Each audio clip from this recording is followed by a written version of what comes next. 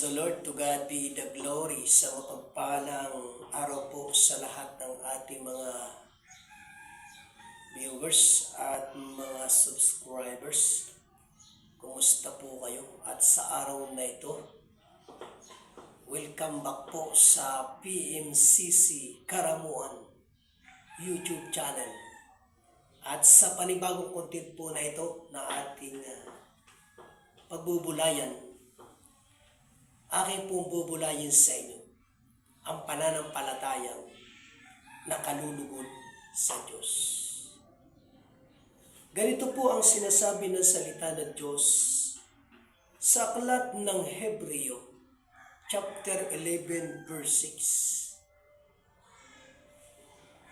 6. At kung walang pananampalataya, ay hindi maaring kalugod-lugod sa Diyos, sapagkat ang lumalapit sa Diyos ay dapat na sumampalatayang may Diyos. Ating pong tandaan, ang bawat tao ay mayroon pong iba't ibang pananampalataya. Mayroon pong iba't ibang paniniwala.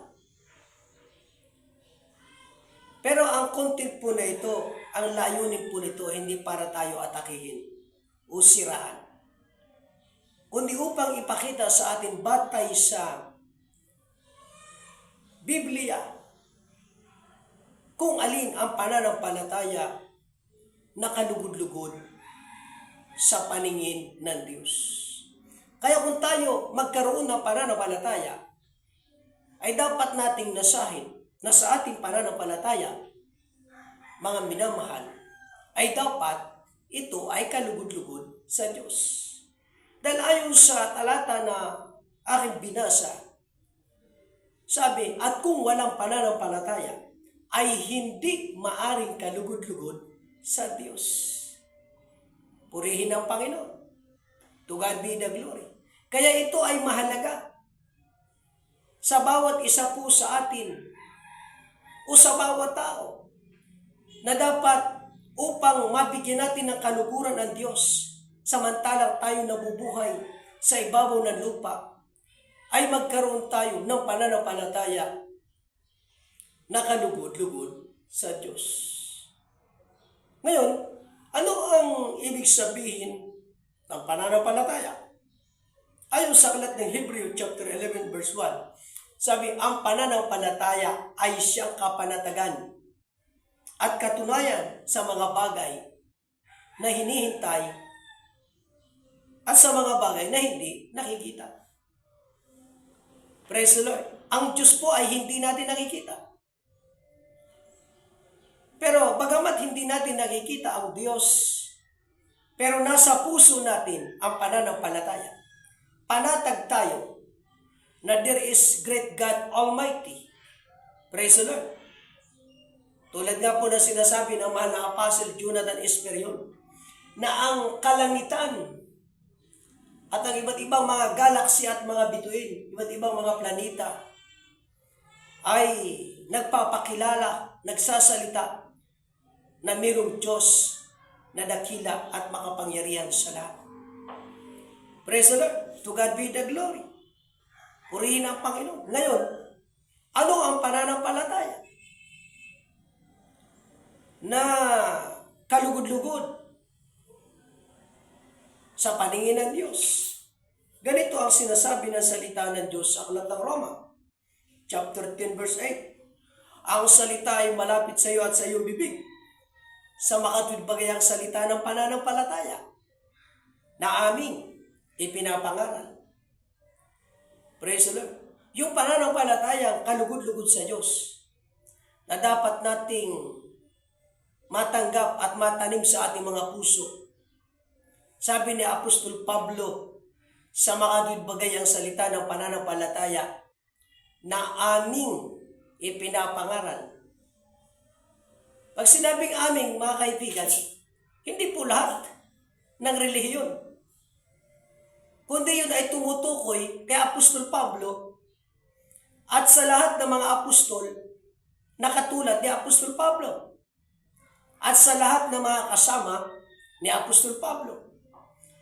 Praise the Lord. To God be the glory. Kaya yung Roma chapter 10 verse 8, kung hindi naman tayo apostol, na katulad ni Apostol Pablo, hindi tayo pwedeng makikiaming doon. Hindi ka pwedeng makikiangkas doon. Yun ay officially tumutukoy sa apostol at sa lahat ng mga kasama ng mga apostol na binigyan ng apostol ng apostolic authority. Sinalinan ng autoridad ng kapamahalaan, mga kaibigan. Praise the Lord. At nais kong liwanagin sa inyo na ang Diyos ay hindi lang noon nagsusugo. Sabi nila, wala na yung apostol, patay na. Ang Diyos ay marunong. Ang Diyos ay buhay. Ang Diyos ay nagsusugo, bagamat ang Diyos ay nagsugo na at muli pang magsusugo. Bago siya mamatay, yung kanyang kapangyarihan at kapamahalaan, isasalin niya ito sa panibagong apostol upang mamahala sa kanyang banal na iglesia. Praise the Lord. To God be the glory. At maliwanag ang sinasabi ng salita ng Diyos. Sabi, according to the wisdom of God. Ayon sa karunungan ng Diyos, magsusugo siya ng mga propeta at ng mga apostol. Sabihin, nagpapatuloy ito, hindi nagwawakas. Magsusugo means nagsugo na. Pero magsusugo pa uli ng panibago. Bago hanggang sa bago mag-rapture, mga kaibigan. Dahil ang kaloob ng Diyos sa iglesia, nagpapatuloy ang mga kaloob sa Espiritu Santo. Romans chapter 11 verse 29, ang pagtawag at ang mga kaloob ay hindi nagbabago. Ang kaloob ng pagiging apostol, mula noon hanggang ngayon, hindi nagbabago. Continue, tuloy-tuloy. Mga iniibig, hanggat may iglesia, may tunay na iglesia ni Kristo, may apostol. Hindi pwedeng iglesia tayo ni Kristo, pero walang apostol. Kaya, kung inaakala natin na tayo nasa tunay na iglesia ni Kristo, pero walang apostol, ito ang sasabihin ko sa inyo, hindi yan tunay na iglesia ni Kristo. Piki yan na iglesia ni Kristo. Kaya sabi sa aklat ng Lucas chapter 2 verse 28, ang Diyos ay naglagay sa iglesia una-unay mga apostol. Ang pangunahing inilagay bilang leader, tagapamahala at tagapagturo ay sugong apostol. At ang sugo hindi pwedeng patay. Ang Diyos ay Diyos na mga buhay. Ang pangangasiwaan ay mga buhay. Ang tuturuan ay mga buhay. Kaya dapat ang tagapagturo, ang sugo na kinikilala ay buhay. Mga iniibig. Praise the Lord. Yan ang pananampalataya na nakalulugod sa Diyos. Kaya ito ipinapalaganap ang pananampalatayang ito. Kaya bago mag-rapture, before the second coming of Christ, ma-occupy natin ang buong sanlibutan. Mga kaibigan. Pangalawa, ang pananampalatayang nakakalugod sa Diyos. Pangalawa, yung pananampalatayang may kalakip na gawa. Santiago chapter 2 verse 26, sapagat kung paano ang katawan na walang espiritu ay patay. Gayon din naman ang pananampalataya na walang magawa ay patay. Praise the Lord. Kaya hindi pwedeng puro tayo pananampalataya. Dapat yung ating pananampalataya mayroong kalakip na gawa. Purihin ang act of faith. Kaya yung sulat ng gawa, sa aklat ng gawa, Mga gawa ng mga apostol yan. Diyan nahayag yung mga makapangyarihang gawa ng Diyos. Mga minamahal. Kaya mga apostol kahit pinipersecute sila, inuusig binabawalan sila ng mga ngaral sa Jerusalem tuloy-tuloy ang kanilang pangaran. Yun ang gawa ng kanilang pananampalataya. Dahil meron silang kamalayan na ang gospel of Jesus Christ na kanilang ipinapangaral, yun ang instrumento ng Panginoon para sa kaligtasan. Praise the Lord. Kaya sa ating mga kapatid, hindi tayo puro pananampalataya lang. Hinahanapan tayo ng Diyos ng mga gawa sa pananampalataya. Tayo ang dapat gumawa ng banal na kalooban ng Diyos. Bakit po? Dahil tayo ay tumanggap na ng biyaya na mula sa Diyos. Nagdilitibay ang kaligtasan ng ating mga kaluluwa. Kaya sabi sa Ephesians chapter 2, verse 8, sapagkat sa biyaya kayo'y nangaligtas sa pamagitan ng pananampalataya, at ito hindi sa inyong sarili, kaloob ng Diyos. Yung mga iniligtas sa biyaya ng Diyos, sabi hindi sa kanilang sariling gawa, baka sila magmapuri. Sa Ephesians chapter 2, verse 10, yung mga iniligtas sa biyaya ng Diyos, yun ang itinalaga naman. Saan sila itinalaga? Sa mga gawang mabuti. O mga kapatid, tayo ay itinalaga na Diyos na gumawa ng mabuti. Ano ang mabuti? Makiisa sa mga activities sa loob ng iglesia, tulad ng apostolic visitation. Makiisa sa mga tulungan sa loob ng iglesia. Purihin ang Panginoon. Kaya ang pagpasok sa kaharian ng Diyos, sabi nga lang, mamamasahe ka. Ibig sabihin na mamamasahe ka, gagastos ka, hindi pwedeng hindi ka gagastos, mga kapatid. Kaya kung ayaw nating gumastos, saan mo gagastusin?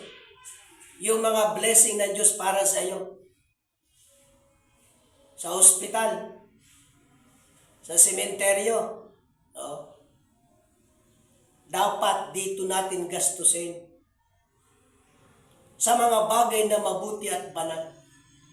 Kaya pag ang puso natin, damdamin natin, ay nasa gawain ng Diyos to serve the Lord, itaguyod ang gawain ng Diyos. Yan ang tama. Praise the Lord. To God be the glory.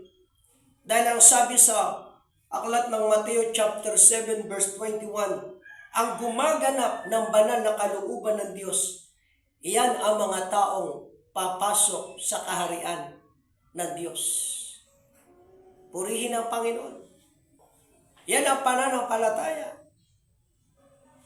Nakalugod-lugod sa Diyos. Merong kalakip na gawa. Sabi ng ating Panginoong Jesucristo sa John chapter 9 verse 4, I must work the work of Him that sent me. Kinakailangan nating gawin ang kalooban ng Diyos. Hindi pwedeng papugi-pugi lang tayo. Hindi pwedeng pasosyal-social Christian lang tayo. Pero sa gawain, wala tayong damdamin at pakikisa. Kaya, number 3, ang pananampalataya, mga kapatid, na nakakalugod sa Diyos, yung pananampalataya na may kalakip na mga pagtitiis. Mateo 24 verse 13, ang magtiis hanggang sa wakas ay siyang maliligtas. Bagamat tayo ay ligtas na spiritually, pero hanggang sa dumating ang Panginoon, naging kasayahan natin ang mga pagtitiis sa pagganap ng kalooban ng Diyos. Sabi, maliligtas tayo. Ang ating katawan ay maliligtas tayo sa katawan na walang kamatayan. Na may kamatayan, bibihisan tayo ng katawan na walang kamatayan. Praise the Lord. Yan ang tinatawag na eternal life, mga minamahal. Purihin ang Panginoon. Praise the Lord.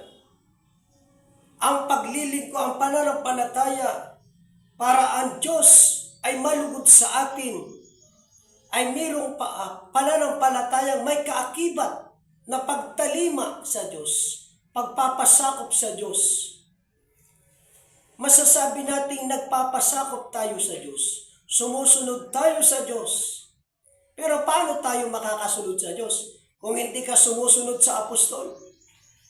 Hindi ka sumusunod sa pastor, sa ministro na itinalaga ng Diyos sa pamamagitan ng pamamahala ng kanyang sugong apostol sa iglesia.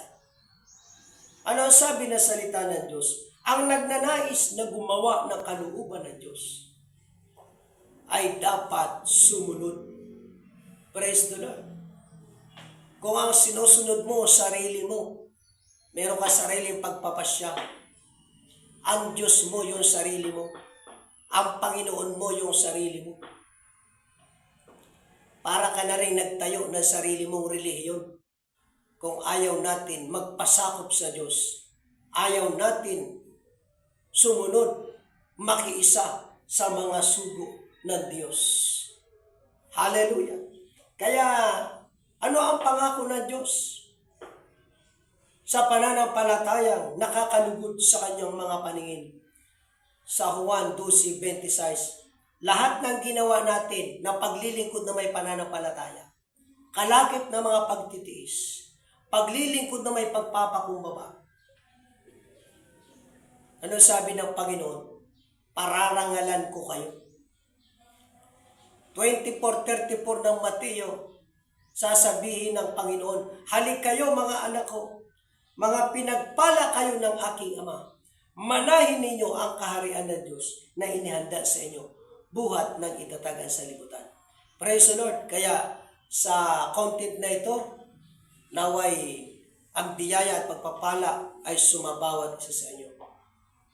Siyempre, huwag po natin kalimutan i-subscribe, like, share, comment ang ating YouTube channel.